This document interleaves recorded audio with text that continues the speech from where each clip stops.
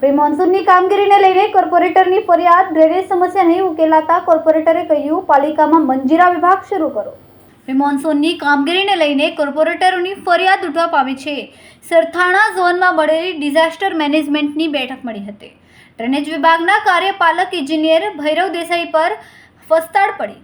પક્ષપલટુ નગરસેવક કનુ ગેડિયાએ પાલિકામાં મંજીરા વિભાગ શરૂ કરાવીને ભૈરવ દેસાઈને મંજીરા વગાડવા બેસાડી દેવા જોઈએ તેવી ટકોર કરી હતી.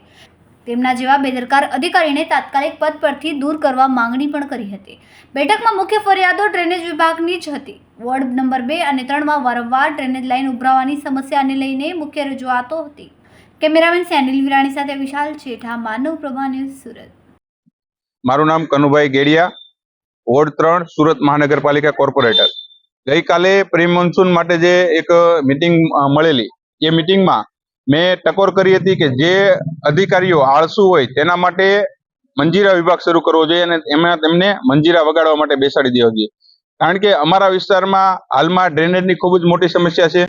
જે જૂના વિસ્તારો છે, નાના વરાસા, સરથાણા અને સીમાડા, ત્યાં જૂની ગટર લાઈન સાંકડી પડે છે. આ માટે થઈને ત્યાં નવી ગટર લાઈન નાખવા માટે અમે રજૂઆત કરીએ છીએ અને નવા વિસ્તારો TP 85, TP 58 અને કઠોદરા પાસોદરા વિસ્તારમાં નવી ગટર લાઈન નાખવા માટે અમે રજૂઆત કરી છે.